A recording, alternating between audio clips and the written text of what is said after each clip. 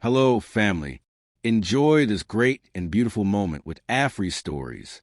Remember to hit the like button, subscribe, and comment. It means the world to us. Also, share this video with your friends and loved ones, and don't miss future videos from us. Sit back and relax as we dive into the story. Nina at Chisom lived life like she arranged flowers, delicately, deliberately, and always with purpose. Her small corner shop in Surulere, nestled between a pepper soup joint and a tailor's kiosk, smelled of fresh eucalyptus and quiet ambition. It wasn't flashy, no LED signs, no social media hype, just a chalkboard that read today's blooms, sunlight, strength, and second chances. To passers-by, she was just another soft-spoken florist, wrapped in earthy fabrics and crowned with calmness. But to those who paid attention, few did. There was something ethereal about her presence. She moved with a grace that didn't belong to a city as chaotic as Lagos. Her jade bracelet glinted when she handed change, and she always ended her transactions with gentle, "Thank you for choosing beauty." It was on a thunder-washed Tuesday that he walked in. The glass door banged open, raindrops trailing in behind a man with confidence as loud as a storm. He shook his umbrella dramatically, flashing grin. "Wow, you must be sheltering all the peace in this city." Nina looked up from her bucket of lilies, amused, just trying to save the petals from the madness. He chuckled. "Nice line. I'm Alex O'Keezy." He didn't wait for a handshake. "I run a startup, BizLink. Tech, innovation, hustle, that kind of thing." "You?" "I wrap life in petals," Nina replied simply, reaching for a towel to dry the counter. Alex surveyed the place. Rustic shelves, vintage scissors, an old transistor radio playing Ebenezer Obey. It screamed unbranded. "Do people still buy flowers?" he asked, as though genuinely surprised. "Every day," she said, unfazed.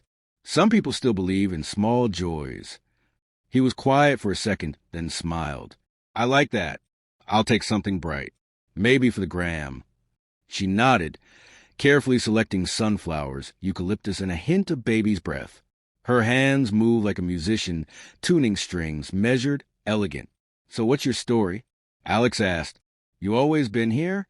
"Lagos born." Nina tied the bouquet with natural raffia. "Grew up nearby, but I've lived many lives." "Many lives," he raised a brow. "Sounds poetic." "Most stories are," she said, handing him the bouquet and a small card tucked inside. It read, "Keep growing even when it rains." Alex laughed. "You're good. What do I owe you?" She told him. He paid double, insisted on it. For the vibe. The next day, he returned. "Orchids today," he said confidently, going for a sleek aesthetic. She handed him a coffee while he waited. No words, just a shared silence between rain beats. That week, he came 3 more times. They never talked for long, but something started blooming. Not roses, not daisies, but an understanding. Alex found it fascinating that she never asked about his work, his numbers, or his follower count. She listened, really listened, and occasionally asked the kind of questions that made him pause mid-sentence. He loved it, but he also misunderstood it. To him, Nina was grounded, simple, a reminder of where he came from, and perhaps where he'd never return. To her, Alex was a storm. Loud, fast, unpredictable. Yet somewhere beneath the thunder, there was honesty in his ambition. One night, over suya and zobo on the shop's veranda, he looked at her and said, "You know, you're not like most Lagos girls." "Oh," she tilted her head. "Yeah," he grinned. "You're not chasing clout or trying to be someone. You're just soft life." She smiled faintly. Soft doesn't mean small. He laughed, not catching the undertone. As the weeks flew by, their meetings grew more frequent, but always in secrecy. Alex never introduced her to friends. When she asked once if she could come to his office, he waved it off. "Too chaotic. You wouldn't like the energy." She didn't push. "I'd just like to live quietly," she often said. One evening, after yet another investor pitch failed, Alex stormed into the shop, tossing his backpack down. "They said no again," he groaned. "All these people with inherited wealth talking about vision. Meanwhile, I'm out here grinding with nothing but data and dreams. Nina listened, brewing tea. She slid him a cup. Sometimes the soil rejects the seed until it rains, she said. He paused. That's deep. See, that's why I like you. You're not trying to be anything. You're real. Humble. Like me. She didn't correct him. Later that week, during brunch with his friends in a koi, someone asked if he was dating. Sort of, Alex replied. She's cool. From a small home. Simple life. But she gets me. Doesn't come with drama. His friends laughed. Sound like she's from the trenches. Maybe, he shrugged, sipping mimosa. But hey, loyalty doesn't come in designer heels. He didn't know Nina was seated quietly 2 tables behind, delivering a floral arrangement for the restaurant. She heard every word. Her face remained still, but something in her eyes dimmed. That night, she didn't reply his messages. He didn't notice. He was too busy rehearsing for the biggest pitch of his life, an invitation to present to Aurora Capital, one of the most elusive investment groups on the continent. When she didn't answer the next day, he assumed she was busy. After all, what did florists do on weekends? What he didn't know was that Nina had quietly closed the shop early. What he didn't see was her stepping into a waiting black car with tinted windows. What he couldn't imagine was that, while he was preparing slides, someone on the other side of the boardroom table was already rewriting the end of his story. Nina Chisom was no ordinary girl from the trenches, and Alex O'Keezy had just watered the roots of his own downfall. Alex O'Keezy woke the next morning to silence, not the productive hush of a co-working space before espresso machines hiss, but the hollow quiet of a phone that has stopped vibrating, because nobody needs a man on the other side. On the plywood desk, 3 documents waited like unpaid sins. The Aurora acquisition contract, a cancellation notice from his landlord, and a trending topics feed where his own name now appeared beside the crying laugh emoji. He scrolled. Memes of him offering flowers to a shredder. A reaction clip title when your girl buys your startup. One influencer cackled. Bro went from CEO to DLC. Disposable Legos character. Alex threw the phone, missed the wall, and shattered the last good plate in his kitchen. By noon, he had called everyone who used to answer on the first ring. Femi, already refactoring code for the new owners, declined. Kiki texted, I'm in meetings. Wish you well. Junior left a voice note. Boss, the brand says archive the old vlogs. Don't make this harder. Even his mother, safe in Port Harcourt, said gently, Omomi, humiliation can be compost if you plant the right seed. Seed. The word stabbed. Wasn't that Nina's painting in the lobby? A seed cracking concrete? Rage carried him through rain until he stood outside her shuttered flower shop. A fresh sign read closed for renovation. Reopening soon as Bloomlink Studio. Paint cans sat beside a sleek courier van bearing the same logo. He realized she had mapped the conquest long before the boardroom reveal. He had simply never bothered to look at the blueprint. At dusk, he collapsed onto a bar stool at Neon Palms. Whiskey tasted like neon and failure. 2 stools over, Kiki appeared, braided ponytail glowing pink beneath LED vines. You look like last week's data loss, she said. You left, he muttered. I stayed, she corrected. Just not under you. She lifted her glass. To better architectures. Alex almost barked to come back, but the toast held no mockery, only a mirror. He drank. 3 days vanished into a loop of sleep, doom scrolling, and half-hearted job applications. Then a white envelope slid under his door, an invitation to Bloomlink's public relaunch. Guest of honor, Nina Chisom Okafor. No ticket for him. He decided to crash the party. The Eco-Convention Center smelled of orchids and new money.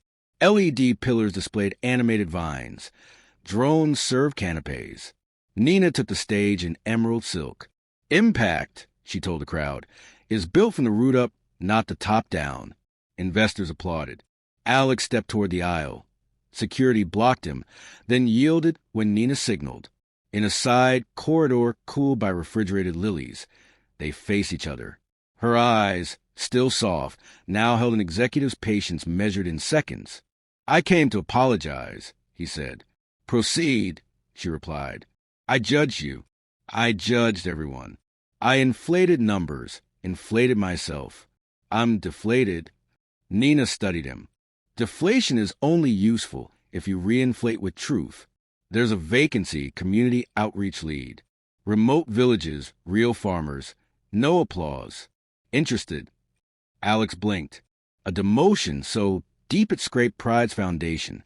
Why offer me anything? Because flowers bloom again after pruning, she said, and because you still know how to hustle, if the hustle serves more than your ego. He swallowed. I'll do it. 2 weeks later, he boarded a rust-patterned Busta Ogan. The jade bracelet Nina had once left him now sat in his pocket. He refused to wear it until he felt worthy. The outreach manual read like a foreign language. Stakeholder empathy, co-creation workshops, last mile cold chain. Yet in the villages, he found code hidden in conversation. Saw people's actual pain. Uptake follows. A widow named Mama Fadik taught him to graft cocoa seedlings. A teenage mechanic rewired his busted tablet in exchange for app tutorials. Evenings he journaled failures, and for the first time the list felt honest. Nights he debugged Bloomlink's server latency, with a generator purring beside crickets. Progress trickled to Lagos dashboards. Nina's late-night calls shifted from oversight to collaboration. We need cheaper solar dryers, he told her under a sky fat with stars. She replied, run the numbers. I'll source prototypes. They spoke of soil pH like gossip, of supply chains like storytelling. Months blurred. Bloomlink's quarterly report showed rural onboarding up 400%. Fintech bloggers called it social commerce done right. Investors credited Nina, but she redirected praise. Field data is our fertilizer. She never named Alex, yet the outreach slides bore his anonymous photographs. Farmers laughing, girls coding on refurbished phones. At the next summit, she invited him to co-present. He arrived in khaki trousers and a plain white shirt, bracelet still pocketed. The hall burst when he shared a proverb learned on clay roads. The tree with deep roots laughs at storms. Investors who once laughed at him now scribbled notes. After the session, Nina handed him a small velvet box. Inside lay the jade bracelet, but the cord had been replaced with braided leather. Stronger, she said. He fastened it to his wrist, left side, pulse side. Thank you for believing I could still grow, he whispered. She shook her head gently. Belief was yours to reclaim. I merely watered. They walked to the balcony, overlooking the lagoon. Diesel tang mixed with salt and bougainvillea. Alex asked, what's the next frontier?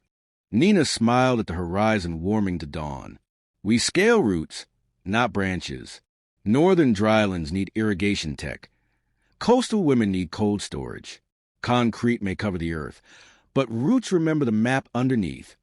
Alex inhaled, felt the city exhale around him, and realized Lagos had not been a racetrack after all. It was a garden, messy and miraculous, waiting for gardeners who knew when to cut back and when to let grow. Later, as they descended the glass stairway, cameras flashed. Someone shouted, Mr. Okizi Redemption Arc? Alex chuckled, an honest, unbranded sound.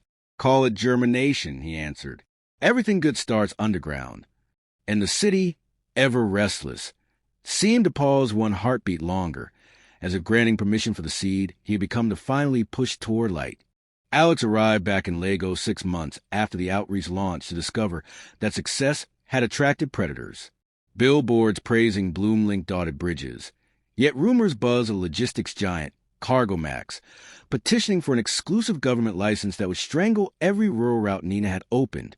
In the repurposed warehouse headquarters, Nina's greeting was brief. Dark crescents under her eyes told him nights had shortened. Our roots must hold, she said, tapping his jade bracelet. Cargomax meets the ministry in 3 weeks. Strategy sessions erupted like dry season storms. Legal counsel warned of political donations. Finance projected a cash drought if routes closed. And social media leads begged for an influencer counteroffensive. Nina spoke only once. We will win without bribery. Alex admired the stance, feared the odds. At dusk, he walked marine roads searching for another path. Farmers had trusted stories over slides. Maybe officials would too. He phoned Mama Fadik, cocoa farmer and accidental sage. Ever been to Abuja? He asked. She cackled. Abuja comes to radio. Radio never comes to us. He replied, let's change that. 10 days later, a wobbling coaster bus carried Alex, Mama Fadik, Teen Kodarope, and 10 cooperative leaders north. Red dust filmed the windows but could not dim their rehearsed testimonies. Spoilage down 40%, income up 60%, school fees finally paid. Meanwhile, Cargo Max fed tabloids with claims that BloomLink used unsafe chemicals. An inspection stormed the warehouse. Inspectors filmed rows of peppers while whispering about violations. Nina live-streamed the raid, standing between reporters and cold room doors. Transparency is our pesticide. Hundreds of farmers flooded the comments with receipts and praise, muting the smear with lived truth. In Abuja, the delegation's bright ankara startled marble corridors. A junior aide tried to reroute them to a complaints desk. Mama Fadik laid a bursting cocoa pot on polished wood and said, we grow solutions, not complaints. The fragrance bent protocol. They received a hearing. Alex projected data from his battered tablet. Ope demonstrated the stripped-down BloomLink Lite app coded on refurbished hardware. When an official asked how many hubs they could operate without big logistics, Alex answered, 200 today, 800 tomorrow, if roads stay public. The ministry promised to deliberate. Outside, journalists snapped photos of farmers waving yam samples like banners. Online hashtags #keep routes open and #farmers first shot the charts. Cargo Max countered with glossy drones delivering crates, but authenticity outshouted animation. Cargo Max retaliated harder. Behind midnight fences, someone swapped certified fertilizer in BloomLink containers with mislabeled stock, then tipped regulators. Front page headline screamed, BloomLink busted. Alex, still on the road home, received Nina's message. False labels. Come back. Back in Lagos, he knelt beside C's pallets, peeled a corner sticker, and exposed a legit certification code underneath. Kiki pulled manifests. CCTV showed Cargo Max trucks idling near the port. Nina called a press briefing. She didn't accuse. She demonstrated. 2 labels, 1 timeline. When roots run deep, the wind is only gossip, she finished. The clip eclipsed Cargo Max's ads overnight. Their share price dipped 5%. 3 days later, the ministry ruled. No exclusive license, independent routes protected. BloomLink cleared of wrongdoing. Relief rolled through chat groups like First Rain after Harmattan. Yet Cargo Max throttled fiber lines in villages where it owned backbone rights. Slowing apps synced to a crawl. Alex suggested solar-powered mesh routers. Nina freed a shoestring budget. Volunteers soldered boards and hoisted panels onto palm trunks. Within weeks, 30 communities pinged data skyward. Storm clouds broke one evening as Alex and Nina shared Accra beneath the warehouse awning. Neon puddles mirrored tired faces. Do you regret recruiting me? He asked. Nina bit into pepper sauce, shook her head. I regret pruning late. Now the canopy is healthier. He chuckled. Ego still whispers about victory montages. She smiled. We stay inside the frames montages skip. BloomLink hosted its first Rural Innovators Expo 6 months later. Girls in hijabs demoed disease-detecting camera code. Cassava farmers pitched biofuel pellets. The trade minister cut the ribbon, praising grassroots tech. Reporters asked Nina if she planned an IPO. She answered, when roots fill the pot, the tree finds bigger earth. Until then, we water. The victory stirred dormant doubts in Alex. Field work had changed him, yet Lagos skyscrapers still flicker with temptations. Founders flaunting capital raises, influencers pitching hustle retreats. One evening, he wandered into a rooftop mixer out of old habit. Champagne flowed. Investors bragged about exit multiples, and a glossy-suited recruiter offered him a CTO role at a fashion marketplace. The elevator ride down felt strangely airless. He realized he missed the smell of red earth more than he craved coastal cocktails. Back at headquarters, he found Ope hunched over a laptop, fighting packet loss with bleary eyes. Alex bought 2 bowls of umla from a night vendor and joined the debugging. They pushed code until sunrise turned the warehouse windows gold. Ope yawned. You'd earn 5 times elsewhere. Alex replied, Elsewhere doesn't grow me. Bloomlink's board met later that week. One venture partner pressed for aggressive expansion into East Africa. Another suggested microloans with predatory rates. Nina listened, then asked Alex for his view. He spoke without slides. Growth that sacrifices trust is demolition, not scaling. The room went silent, and the predatory loan idea died before minutes were recorded. Word of the internal stand reached staff Slack. A designer posted an emoji of a seedling breaking asphalt. It multiplied across channels. That simple icon reminded Alex that culture, like soil, must be defended every day, or turn to dust beneath careless feet. Roots held. The Harmattan haze had barely lifted when Bloomlink's next frontier presented itself. Kenya's fertile Rift Valley.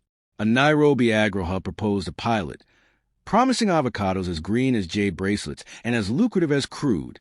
Investors purred. And Nina saw opportunity, but also a risk of overextension. She summoned Alex to the roof garden overlooking Lagos Lagoon. And expansion is a knife, she said, pruning basil. It spreads butter or it cuts tendons. Which do you see? And Alex weighed the view. Barges inching through murky water. Cranes sculpting a skyline. I see farmers waiting on the other side of the continent, he answered. And I see our learning curve sharpen that knife. And they convened a Tiger team. Kiki on UX localization. Ope on mesh upgrades, and Femi rehire with contrite grin on cross-border compliance. The plan? Roll out a bilingual Swahili-English app, install 5 cold chain depots along the northern corridor, and onboard 2,000 growers within a quarter. But Cargomax had global claws. Through a shell company called Safari Freight, they already courted the same Kenyan co-ops, dangling subsidies and whispering that Bloomlink was Nigerian chaos exported. Local media echoed the tagline. And Nina decided to fight narrative with presence and sent Alex and Kiki to Nairobi. And the flight across the continent rattled like a Danfo on wings. At Jomo Kenyatta Airport, they inhaled crisp Highland air spiced with roasted maize. A driver named Njeri navigated potholes with Matata swagger, explaining that farmers in Naivasha had begun dumping unsold flowers because freight costs doubled. And in their first meeting, in a church hall smelling of jasmine and dust, drew 60 growers. Alex spoke of transparent pricing and mesh routers powered by scrap solar. A stout farmer named Wanjiru interrupted. Promises travel fast, payments travel slow. Are you faster than Safari Freight? Alex removed his jade bracelet, set it on the table. This reminder taught me humility. Test us for 1 week, then decide. And the growers agreed to a micropilot. 1 truckload of avocados routed through Bloomlink's prototype depot in Eldoret. Delivery guaranteed to arrive in Nairobi City Market within 14 hours. And Nope's code pinged each checkpoint. Geofences lit green on the dashboard back in Lagos. At hour 10, the signal froze outside Limuru. Panic rippled across Slack channels. Kiki rang the driver. His voice shook. Roadblock. Police say paperwork invalid. Nina faxed fresh clearances, but the policeman lingered. And through the window cam Alex glimpsed Safari Freight lorries breezing past a barricade. Bribes, Alex realized. Old game, new board. And he called Nina. If we pay, we validate the system we hate. And then flip the system, she replied. Show the roadblock. And Bloomlink driver streamed live video. Crates sweating in heat, officers idling, Safari Freight trucks roaring by. Kenyan Twitter caught fire. And by hour 12, the Transport Cabinet Secretary tweeted an apology and ordered the avocado truck escorted by Highway Patrol. It reached Nairobi Market at 13 hours and 25 minutes. Under the deadline, Wanjiru lifted a perfect fruit for TV cameras. Bloomlink kept its word faster than corruption kept its grip, she declared. Orders tripled overnight. And Safari Freight counterpunched by promising free storage for a month, but their cooling plant malfunctioned during a blackout. Kiki's team rushed mesh routers and shared firmware patches discreetly to rival farmers, ensuring backup connectivity for grid alerts. /N/N back in Lagos, investors celebrated metrics, but a new tension brewed. A venture capitalist named Darnell Pierce pushed for an aggressive IPO schedule. Strike while hashtag are hot, he argued in the boardroom, flicking a Mont Blanc pen like a baton. /N/N Nina remained composed. Flowers bloom at dawn, not midnight, she said. We aren't listing. Pierce's jaw tensed. /N/N, he hinted his fund might exit early, dumping shares to whoever would buy. That whoever turned out to be Cargomax, quietly accumulating stock through offshore accounts. Alex uncovered the pattern during a routine cap table scrub. Repeated trades just below disclosure thresholds. /N/N, he confronted Pierce in a glossy cafe. Selling to our rival sabotages everything, Alex hissed. /N/N, Pierce shrugged. Business is a river. Water finds the lowest price.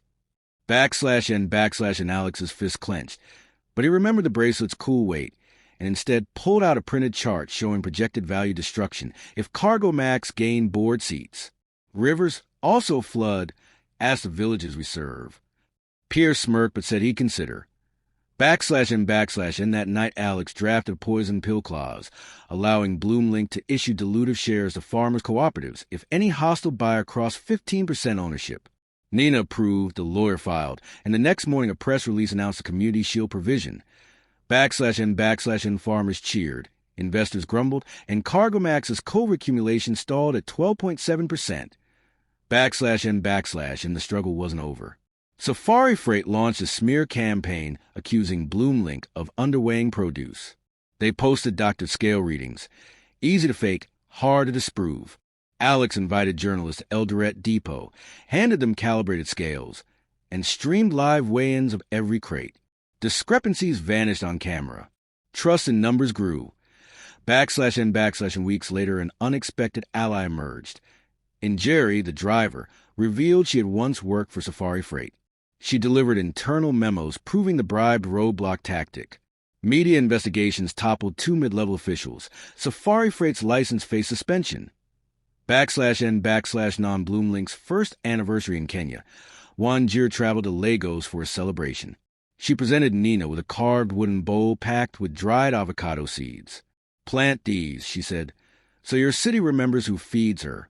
Nina placed a bowl in the lobby beneath the original seed-splitting concrete painting. /N/N, that evening on the roof, the skyline glittered. Nina handed Alex a thin envelope. Inside lay a crisp employment offer. Chief Sustainability Officer. You earned this, she said. /N/N, he exhaled. I thought titles were ego traps. /N/N, only if they outrun the roots, Nina replied. Yours are deep now. /N/N, and lightning flickered over the lagoon, illuminating cranes and billboards. Alex accepted, not with a handshake, but by slipping the jade bracelet back onto his wrist. Center stage at last, pulsing steady. /N/N, the Harmattan breeze carried market scents, pepper, fuel, sea, and he realized the continent's edges were no longer distant. They were connected by routes Bloomlink had carved, by code Oprah wrote, by stories Mama Fatty told, by farmers who refused to be invisible. /N below, a delivery drone buzzed across the water, its cargo bay illuminated like a traveling lantern. Alex watched until it vanished between towers, a tiny star charting the harvest yet to come. The July sun over Lagos seemed determined to melt resolve. On the 15th floor terrace of Bloomlink headquarters, Alex Okeezy practiced breathing exercises, while below him the city pulsed like a restless heartbeat. Today was the extraordinary shareholders meeting Nina had refused to postpone. Rumors swirled at Cargomax, stalled at 12.7%, had coaxed several minor investors into a proxy alliance. If they crossed 15% inside the vote, the poison pill clause would detonate, but the cooperative share remedy wouldn't yet exist. Inside the glass atrium, Nina stood before a living wall of trailing philodendron.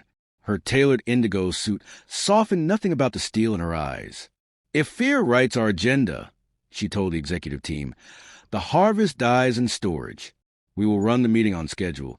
Facts first, panic never. Then she handed Alex a slim thumb drive. Your presentation is slide 3. Finish it in 5 minutes. And remember, our true shareholders are pruning cassava right now without signal. Speak for them. The conference hall flooded with voices. Pension fund representatives rustling papers, venture analysts tapping phones, farmer delegates in kaleidoscope Ankara. At the rear, Darnell Pierce leaned beside Iola Beowa, Cargo Max's legal chief. Their conversation looked casual, yet Alex noted Pierce's sudden reluctance to meet his eyes. The chair read procedural lines, then opened the floor to proposals. Beowa rose, smooth as engine oil, and clicked a laser pointer. A slide projected Bloomlink's meteoric rise, then a plateau. Expansion into East Africa has strained cash, he said. Our consortium can inject $75 million, guarantee refrigerated rail, and place seasoned operators on the board. He smiled as though offering umbrellas before the storm. We seek a strategic merger, not a takeover. Murmurs spread. 75 million meant scale, maybe global dominance. Alex checked Nina. Her expression remained unreadable marble. She motioned him up. Slide 3 filled the screen. A heat map of farm incomes across Nigeria and Kenya, pulsing in warm gold. Good afternoon, he began. Bloomlink's value is not measured in dollars, but in dinners paid, school fees settled, debts retired. Growth funds those outcomes, yes, but growth that uproots trust is just deforestation. Slide 4. 2 trend lines, one for subsidy reliance, one for independent pricing. The independent line rose slower, yet never dipped. Cargo Max subsidies by market share by mortgaging tomorrow's autonomy, Alex said, voice steady. When a discount ends, who owns the harvest? Pierce coughed theatrically.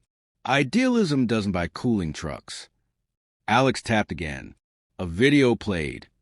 One Jiru stepping from a Nairobi market stall, holding up an avocado. They kept their word faster than corruption kept its grip. The room quieted.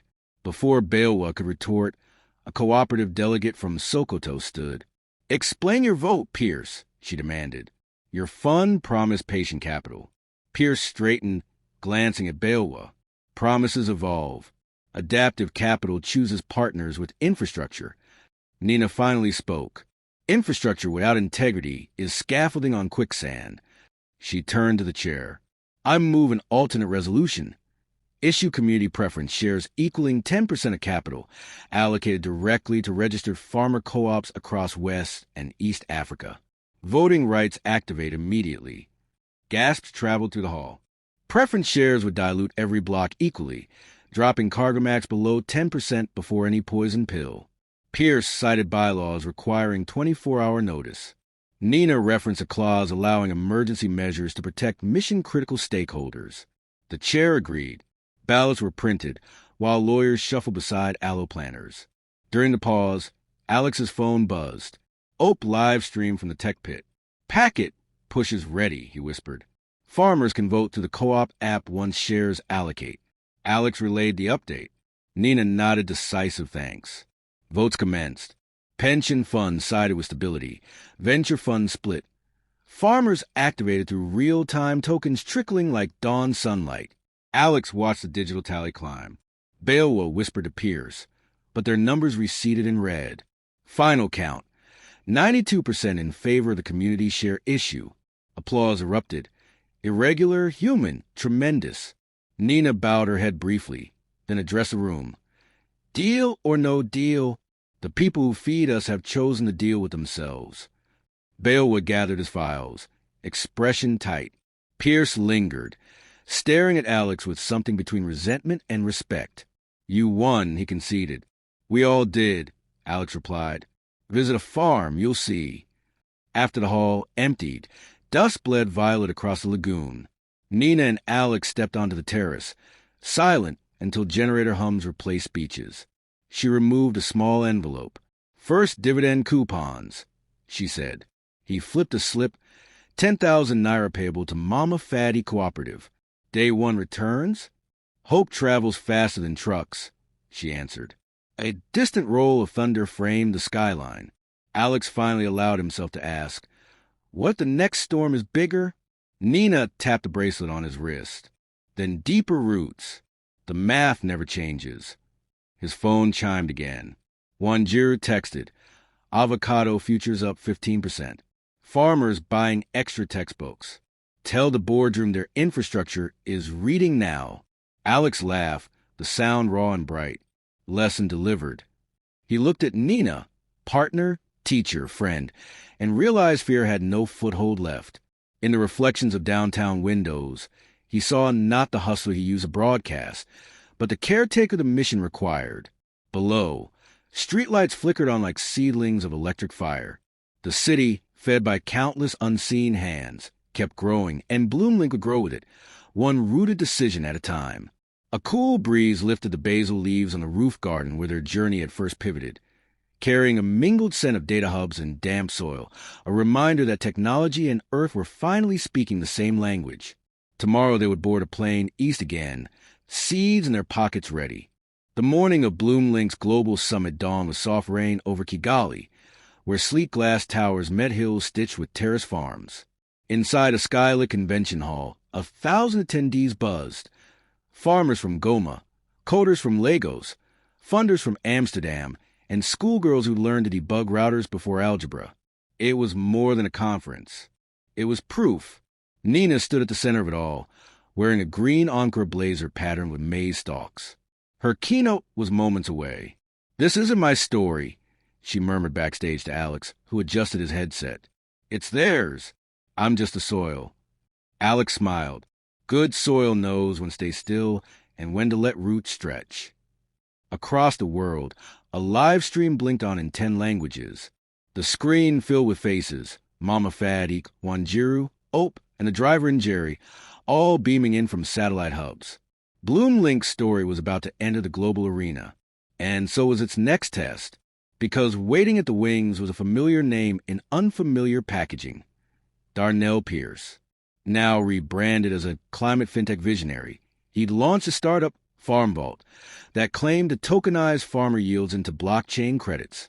His booth at the summit was flashy, digital grains, augmented soil demos, and suspiciously similar community language. The media hovered. Hype was back in season. Backstage, Kiki frowned. His slides even copy our infographics. Alex studied the Farm Vault pitch screen. Imitation's not the threat. Misdirection is. When Nina took the stage, applause crashed like monsoon rain. She began with a story, not hers, but Mama Fadik's, of a woman who planted cassava knowing it would take 7 months to harvest and still sang while waiting. "The future isn't fast," Nina said. "It's patient." Slide by slide, she detailed Bloomlink's expansion. From Surrealer to Kilify, Mesh Tech to Market Maps, verified co-op ownership to dividend returns. Then she paused. "We've been asked to scale faster," she said. "To raise $1 billion. To list." Murmurs stirred. But some crops die when transplanted too quickly. On cue, Alex revealed a new initiative, Bloomroot, a decentralized co-op governance tool giving farmers direct votes on expansion models. Not just feedback loops, ownership loops. "This is what fintech should mean," Alex added. "Finance that listens, not dictates." Journalists jotted. Activists clapped. But Farm Vault launched their counterpunch that afternoon, a global climate grain token backed by speculative futures and flashy endorsements. Their founder panel drew a crowd. One moderator tossed a veiled jab. "Legacy co-ops can't match algorithmic efficiency. Our boots-in-mud model's outdated." Nina, seated in the audience, raised her hand. "Would you say farmers are outdated?" she asked. Pierce deflected. "I'm saying innovation has outpaced middlemen." "Then stop acting like one," she said calmly. The audience snapped photos. Later, Farm Vault's analytics head cornered Alex. "We're both solving food insecurity. Why be territorial?" Alex replied, "We're solving it by returning ownership. You're solving it by abstracting it." Behind him, a group of rural teenagers demoed their crop forecasting dashboard, built on Bloomlink's open API. One girl tugged Alex's sleeve. "Uncle, your router saved my daddy's pineapples." That evening, under Kigali's starry sky, Nina, Alex, and the team gathered on a balcony lit with solar bulbs. Mama Fatty called via group video. "I see lights in all your eyes," she teased. Are you planting stars now? Nina laughed. Not stars, Mama. Just new seeds. Ope arrived late, holding a USB stick. It's time, he said, grinning. Bloomlink's next leap was ready, an offline first app using satellite sync and voice-activated co-op forms. No signal? No problem. Farmers would update records by voice, sync by solar power. It launched live that night. 10 seconds in, the system received its first update, a peanut harvest record from a community in northern Uganda. Cheers rang out. Back in Nigeria, that co-op's lead farmer was on a hill with a basic solar panel and one stubborn antenna. Tell Miss Nina we did it, he shouted into the wind. The next day, the summit closed with a crowd chant. Not aid, not hype, tools and trust. Pierce flew out early. Weeks later, news surfaced that Farm Vault's yield predictions were faulty. Their grain tokens overpromised, underdelivered. Investors fled. Farmers never joined. Hype met humility and lost. Meanwhile, Bloomlink's board met quietly. No IPO talk, just results. Dividend disbursement rose. Mesh network costs fell. Partnerships expanded with no dilution, no shortcuts. In her Lagos office, Nina opened a thank you letter from a girl in Chisom who'd used her Bloomlink training stipend to start a phone repair booth. The envelope held a photo. A girl holding a soldering iron beside tomato crates. Nina pinned it beside the jade bracelet. Alex walked in. Report from Kilify. Coconut haulers asking for input on route optimization. Let's run the simulation, she said. As their laptops hummed, the city buzz below not louder, just clearer. Lagos, Kigali, Nairobi, Goma. The grid was no longer abstract. It pulsed with stories, not stats. Before leaving that night, Alex opened his draft of a new pitch deck. It had no graphs, just one quote. Sometimes, the best way to scale is to stay rooted. He clicked save. Bloomlink Legacy.pptx. Outside, the light stayed on. The next morning, Bloomlink social media quietly posted a photo. A circle of school children coding on laptops beneath a mango tree, flanked by solar routers and tomato baskets. The caption read, "Power doesn't always wear a suit. Sometimes it wears sandals and carries seeds." By noon, it had been reposted by farmers, entrepreneurs, and educators across the globe. Even world leaders began referencing Bloomlink as a model for a post-colonial, community-centered tech transformation. Meanwhile, Mama Fadik hosted a listening session in Ogun, where elders gathered under a palm shelter to hear the summit replay via a Bluetooth speaker. Every time they heard Nina or Alex speak, the crowd hummed their approval. Back in Kigali, the Bloomlink team boarded a shuttle bound for the airport, tired but glowing. As the bus rounded a hill, a rainbow spread across the eastward sky. Nina whispered, "Every color came from rain." Alex replied, "And light." They both smiled, knowing harvest would never look the same again. The end. Enjoyed the story? We invite you to give it a like and subscribe to our channel. Your support motivates us to keep bringing more beautiful stories almost every day. We are very grateful for your effort. See you again.